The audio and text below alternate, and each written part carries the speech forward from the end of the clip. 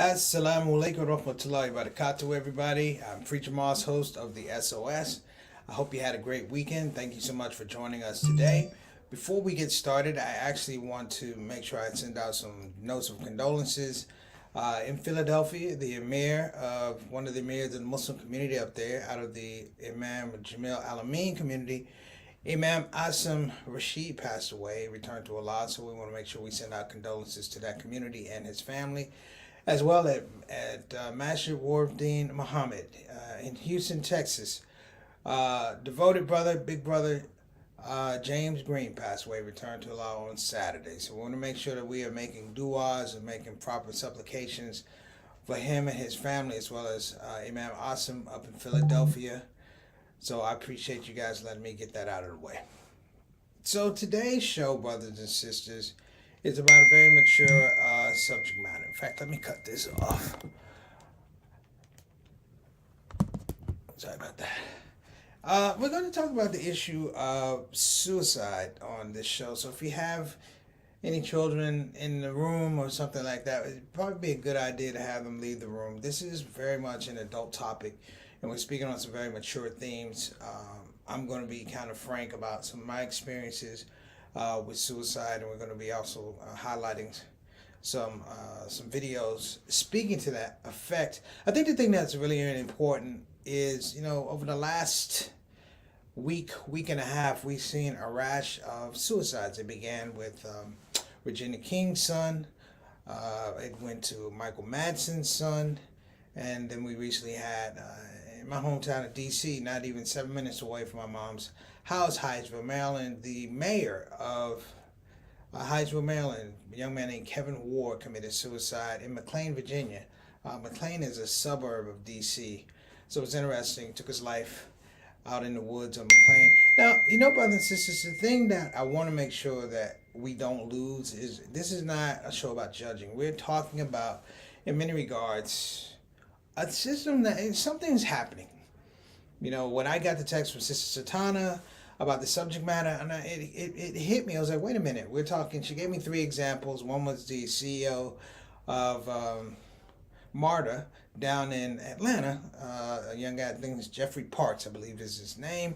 He took his life, actually jumped in front of a MARTA train. And then we had a young lady in New York City, Miss Christy, Shirley Christ, one of them. I'm sorry, brothers and sisters, but this is a young woman who took her life, jumped out of a 60-story building. So, what is going on? Because it's not enough to actually talk about it. I've begun some conversations about, how much of the environment has changed and shifted from when we were growing up. And like I said, this is not a judgment or comparison. I want everybody to know when I was growing up, there was issues about depression and mental health. We just didn't talk about it as much. The accessibility to mental health care was different. There was a little stigma to it. These days, we do have a lot of access to health care, but even then, we still have these issues that people are committing suicide and are hurting themselves. So before I go any further with that, I just want to make sure that we're clear on what the subject matter is going to be. And I want everybody, including myself, to take a very nuanced look at this thing. This is not about your life. This is not about us looking at other people's lives. This is about people who are in pain and they are in conflict. And this is to be said. When they're in pain and in conflict, it is incumbent upon us to help our brothers and sisters, okay?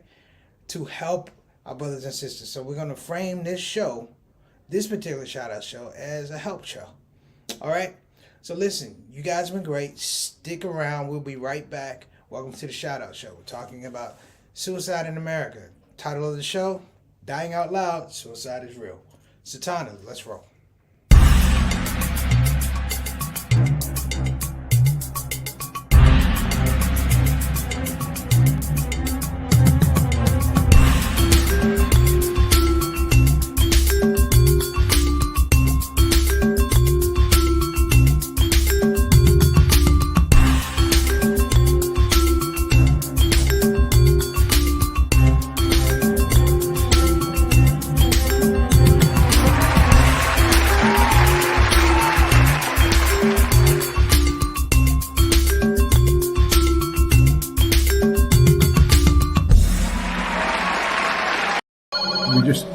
We just need help. Imagine if there wasn't an olive branch. Muslim Family Services at your command. The people who help people have to say, we need your donations, don't delay. We all have struggles from time to time, but leaders dedicated is what you find. Before another person sheds a tear, support Olive Branch, you don't have to fear. Olive Branch Muslim Family Services. Action you can see, compassion you can feel.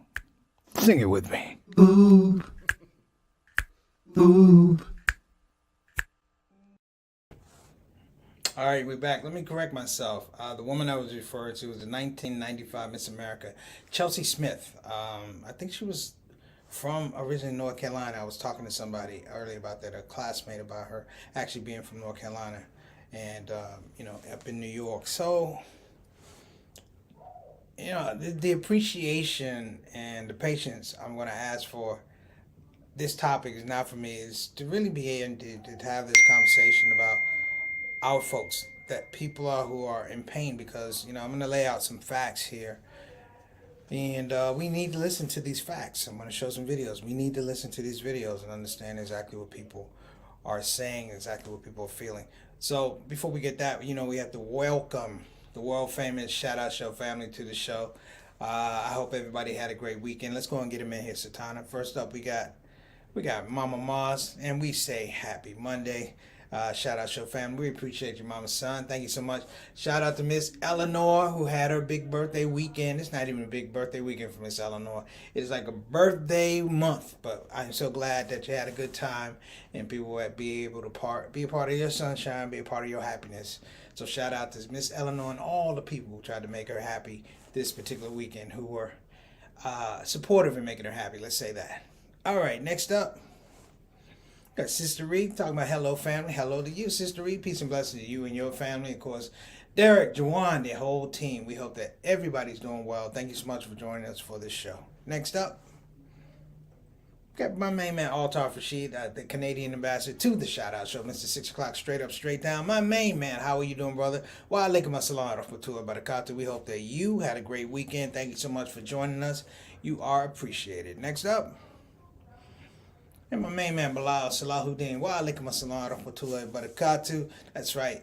Representing for him and Sister Sonia. We got love for all of you guys here on the ShOUT Show. Thank you so much for caring and sharing the information about the SOS. We appreciate you. Again, man, you guided and we appreciate you. Next up, Sister Ika, tuning in early all the way from Depok, Indonesia. What's going on, Sister Ika? Peace and blessings to you, your son, your daughter. We hope everything is going well on that side of the planet, brothers and sisters. It's a whole nother 12 hours from here, but she joins the show and we appreciate you. Thanks so much, Sister Ika. Next up, wa alaikum assalam wa rahmatullahi wa barakatuh. What's going on, brother JT? Much love to you. Had a great conversation with my brother yesterday while I was going around the track. Always informational and inspiring. Peace and blessings to you, Yolanda, and the rest of the family, the kids and the grandkids. Boy, we are getting old. Next up, what's going on, Sister Sakina Mujahid out of Charlotte, North Carolina. Wa alaikum assalam wa rahmatullahi wa barakatuh. Doing big things, got the job promotion and doing big things. Shout out to Sister Sakina. And we talk about doers in our community. She is definitely a doer in our community. Salute to you and your family, your tribe. Thank you so much for joining us today. Next up, and of course, what's the show? What is a show without having your consultant producer, Sister Satana Whitfield, working the back, who has freed my hands, brothers and sisters, to do other things other than press buttons and hit slides and click stuff off. So we are technologically in gratitude to Sister Satana, who has been doing this for quite a number of years. Okay, so let's get to this thing, brothers and sisters. Dying out loud. Suicide is real. Years ago in my teens, I went to college and went to Marquette University for summer school. And, you're in your space about, expressing yourself the first time you've been away from home, and you're doing a whole lot of things you should not be doing. You hanging out, doing things you shouldn't be doing because, hey, guess what? You ain't got to go home. You go back to the dorms. there was a guy, I won't say his last name, his name was Matthew, but Matthew was a little bit different. And what made Matthew different was when we went to class, brothers and sisters, he would stay in his room. And he would not stay in his room alone. He would stay in his room with several bottles of vodka. And he would drink the vodka and drink the vodka and drink the vodka and drink the vodka and become belligerent. And one point in time, he tried to end his own life. Now, this was a lot for me because as a freshman, I was only 17 years old. Okay? And it was interesting to hear the philosophy about how he wanted to end his life because he was only a year older than me. And I couldn't fathom at that point in time, how did life get so bad? How did it get so bad, brothers and sisters? Now, keep in mind, we didn't really have the mental health services that we have. You know, the stigmas were all around back in then. But it was the idea that somebody could get to a level of depression or hopelessness, or feeling like the world wasn't listening to them, and this was their only alternative. And what's important, brothers and sisters, and I heard this in an interview when I was doing my research. This is not the weakest of us, okay? A man said, make sure you check on the strongest of us, the people who look strong and sound strong, the people that you would think, oh, they don't have a problem in the world. Anybody's gonna have a problem. It won't be them. Yes, there's a potential that's gonna be them because in the true spirit of the word and this religion, we don't know what other people think. We don't know what's on their heart, and we can't sit here and hypothesize about whether people are feeling well mentally, spiritually. That's why we have to make the dua for them. But my point is, brothers and sisters, that it is at every level now. We're beginning to see it permeate so many aspects of society. And, brothers and sisters, it's getting younger. You know, the reports were saying that suicide rates were coming down or flattened out with whites. But what they found is, with blacks, particularly black men, that the rates were higher. And with Muslims lead of all the religions, we lead we lead the category of people who have committed suicide or been a part of suicidal ideation.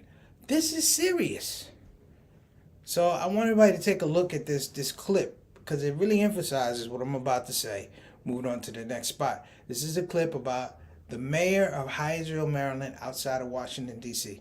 Let's take a look. The mayor of a Maryland town has died by suicide. Hi, my name is Kevin Ward. I am the newly elected mayor of the city of Hyattsville. Kevin Ward was elected mayor of Hyattsville, Maryland in May 2021 after serving 2 terms on the Washington, D.C. commuter town's city council. In campaign materials, Mayor Ward called himself straightforward and equally apt to listen to Stevie Nicks as Megan Thee Stallion. He said, "I believe that if I can help someone, then I can change her or his life." United States Park Police found Mayor Ward's body in Virginia's Fort Marcy Park, about 20 miles away from Hyattsville. The city says he died January 25th from an apparent self-inflicted gunshot wound. The governor of Maryland, Larry Hogan, expressed his condolences via Twitter. Mayor Ward leaves behind a husband and 2 sons. Kevin Ward was 44 years old. If you or someone you know is in need of help, please call the National Suicide Prevention Lifeline at 800-273-8255.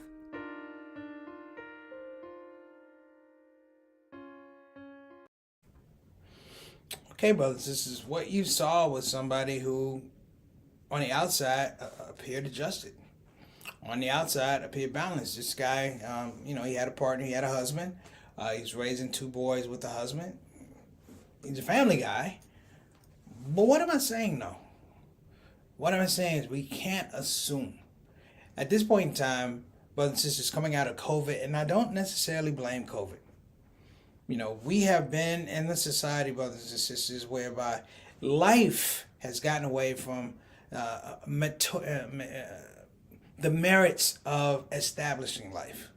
Let me say that again. Life has gotten away from the merits of establishing life. We establish positions, perception, but we're not really focused on life. I'm talking about a real bedrock.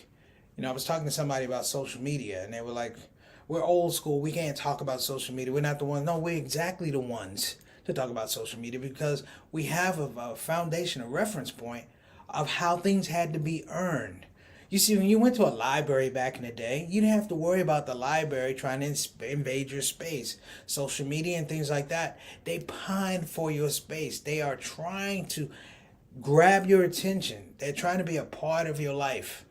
And it's very difficult, these brothers. It's very difficult these days, brothers and sisters, for people even to separate fact from fiction. We see that. And sometimes it does get cloudy. Let me throw this out here, brothers and sisters. You know, I'm a comedian. What you don't hear about is comedians that commit suicide. Richard Jeni, Robin Williams, people like that. You don't hear about those people committing suicide. Some of them actually recently committed suicide. So I'm telling you, brothers and sisters, this is something we really, really need to address, and we need to start talking about it in big, open circles. We'll be right back after this message, talking about dying out loud. Suicide is real.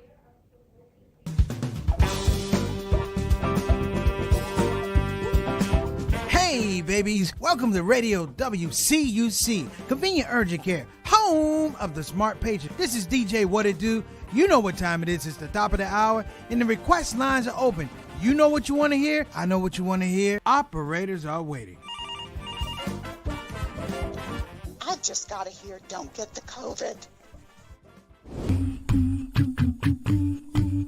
Don't get the COVID, put your mask back on. The Delta COVID, more contagious than before. Don't get the COVID, go on and get the vaccine. You know that it can keep you safe, and your people living up in your space. Don't get the COVID, you need to wash your hands. The Delta COVID is more deadly than before. Don't get the COVID, go on and get your vaccine. You know that it can keep you from dying. Don't leave your family all alone and crying. Don't get the COVID. We invite you to join our fight against COVID and against misinformation. It's time to listen to the doctors and trust the science. When I think of people dying that don't have to die, it makes me sad. Now is the time to be sober. Together we can make this thing over. Let's fight the COVID. Convenient urgent care, home of the smart patient. And we're back, everybody. Listen, I appreciate you sticking with us. To stay on topic about this whole thing about suicide, you know, last year they released a report. Let me make sure I have this straight. Last year they released a report, and what the report said essentially was that we were wrong about the numbers, particularly in the African American community and in our religious communities especially. We believe, brothers and sisters, that prayer in some regards is enough. In some regards it is, but you know, prayer is still it doesn't necessarily address the fact that, you know what, people have issues beyond our scope. That we say things. I mean, I regret something I said years ago with somebody who said they suffered from depression, but they were drinking, and I said something like, well, man, if you're taking those, you know, the pills and everything, drinking is not good. He took it really, really wrong. He was upset. And I guess he had a right to be, because he's like, hey, you know, I'm trying to have fun. I took it the way I look at it. I meant it in the best way possible. But, you know, that individual and I, we never talked again, brothers and sisters. And I realized it wasn't that I made the suggestion, but I pointed out what he was suffering from. And I realized that it came from a point that sounded like I was entitled to say so. I wasn't. I was concerned. But these things get misconstrued. I can admit to my mistakes. I can admit to my faux pas, if you will. A lot of times when we're dealing with suicide, a suicidal ideation, we are not listening to the person's heart. And I want this to be 100% clear, brothers and sisters. You can love someone to death. You can love someone to death. But whatever this thing is that gets in their heart, that gets in their mind, they may not hear you. it may not be a situation where you can reach them. Sad but true. Suicide is an end thing where they end their lives. But we see the same thing with drugs. We see the same thing with alcoholism. We see the same thing with criminal behavior. We see that people get into their space. They can't do what they need to do. And it's not because they don't want to. And let me even back up. They do want to. But when they can't, it creates even more frustration, more angst, and more anxiety. When I taught elementary school, very difficult kids. But what we had to realize, and they didn't tell us back then because it was a different type of time back then, but we had to realize that these kids at very young ages are traumatized. And what we also have to admit is these kids are traumatized at a young age, and they grow into adults that are still traumatized. And I want everybody to know these are not just adult problems. These are children. The highest rates of suicide, particularly in the Black community, are happening with kids under 12 years old. What does that say? I'm going to show you a clip here in a minute, and it does bother me and it breaks my heart because I cannot fathom what this woman is feeling. Because every parent, every family member who's had to go through this will tell you, at a certain point in time, the reality was they couldn't reach them. They'd smile in your face, but when they got to another place, they weren't happy. They used to call it melancholy or the blues and things like that. We have so many disorders out there now, I can't keep up. But what I do know is that they're real and they're affecting the psyche and spirit of people all over the country. We have people in our own dunya right now, in our own ummah right now, that are suffering legitimate depression. And we have to make sure that we caress those people and hug those people and let them know that we love them how they are, and we're going to love them up however they need to be loved up, so that they feel in the most desperate of times that when they pick up a phone or they send a text or they send an email, they knock on your door, that yes, you're going to be able to receive them and help them soothe themselves. Satana, can you show the next video, please? Back now with the crisis in our country, a staggering rise in suicide attempts by Black children. NBC's Rahema Ellis now with one mother's heartbreaking message.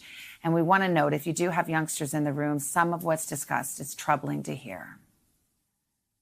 Little dude, so happy. From birth, 7 was his parents' joy. The child doctor said Tammy Charles couldn't have.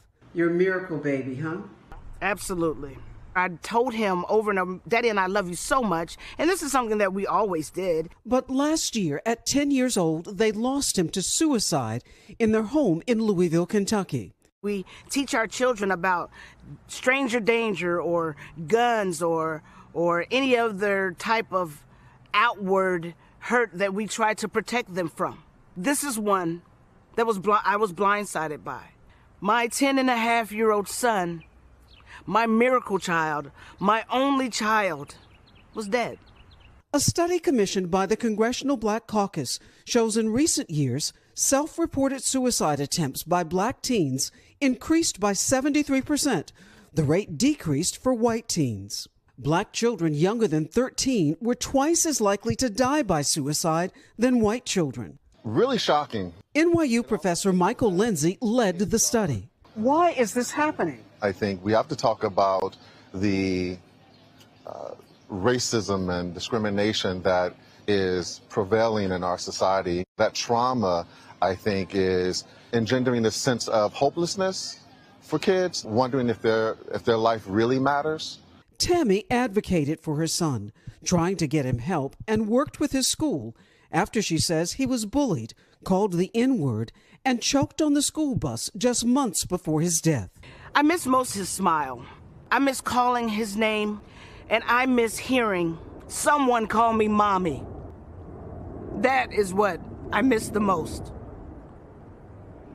Nationwide, Black and brown children are less likely than non-Latino white children to receive mental health services. Philadelphia psychotherapist Salima McNeil is trying to change that, raising money for free counseling for families of color. We really want young folks to know that they aren't alone. Now more than ever, our folks are actually open to the healing and willing to get the healing. Healing for Tammy is sharing her son's story. If you don't have children, or if you do, tell them you are loved, you are important, and if there's anything that I can do to help you through, please tell me, talk to me, please.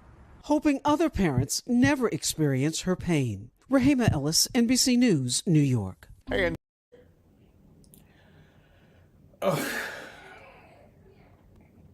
I've seen that clip before I put it on the show, and I just, she's right. That woman is a super mom. And the reality is, when we go out of our houses and our safe spaces, we don't know what's out there. You know, we don't know what's out there. We don't know what people have planned for us, the intentions and things like that. And, you know, I've always been very sensitive to people who attack weaker folks, that they perceive as weak. They're not weaker, they're just not aggressive.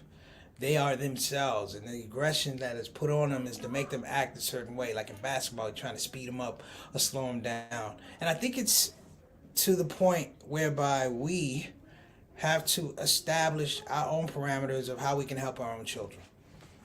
Plain and simple. We can't wait for policies and governments that weren't working in the first place to somehow resurrect us. And there needs to be a new diagram and a new dialogue about how we're going to help ourselves, how we heal ourselves, you know, because what she said was she loved that kid all the way up to his death. She did everything legitimately that she could do for him, but she couldn't get inside of his head and change his heart, change his mind about how he felt. Now, when we get into those spaces, brothers, I think we need to be very, very honest, and we need to start having more and more conversations. And we're beginning to have more and more conversations about our mental health, our mental wellness, and things like that. And I believe putting that out there early, brothers and sisters. I mean, this is a 10-year-old child. We're talking about talking to our kids when they're 4 and 5. How do you feel? How does this make you feel? Am I doing a good job as a parent? Am I doing a good job supporting you? We have to start having those conversations because the world does not ask those questions. The world swallows our children up, our brothers and sisters up, our adults up. It just swallows them up, spits them out. So I'm going to put that on us. So let's go ahead and get to the wrap. I appreciate everybody tuning in today, and I appreciate your patience on this particular subject matter. So listen, we want to give a shout out, of course, to BeFinanciallyIndependent.com. Again, that's www.BeFinanciallyIndependent.com. You can call 202-508-3780. Again, that's 202-508-3780. Operators are waiting. And brothers and sisters, if you're thinking about getting a quality level, graduate level education, you know what I'm talking about. Bayan Islamic Graduate School. Again, that's Bayan Islamic Graduate School in the Sunshine State of California, Claremont, California, brothers and sisters. And make sure you check them out on bayanonline.org. Again, that's bayanonline.org. And I'm going to give some information if anybody's interested in checking out Bayan. People, I want you to have scholarships, so, you know, don't limit yourself because of money. Have scholarships and opportunities. I'm going to help you out. Great programs, too, brothers and sisters. Also, we want to give a shout out to my main man Harrison Navalsky. Talked to him today via text. Had some great ads coming out for Us Hub. Let's give a shout out again. Much love to Us Hub TV. Again, that's Us Hub TV, our newest partner. We hope to be doing great things with him moving forward. I have some surprises for you, inshallah. So make dua for me and my aspirations to kind of expand this show. So I appreciate that. And of course, brothers and sisters, we cannot forget. You know who we can't forget? We can't forget Convenient Urgent Care. Again, that's Convenient Urgent Care in the city of Houston with spaces in Houston, Cypress, and Pasadena. ConvenientUrgent.com. Again, that's ConvenientUrgent.com. Brothers and sisters, that's our show. We're going to rock out. See you guys tomorrow. Assalamu alaikum wa rahmatullahi wa barakatuh. ShOUT.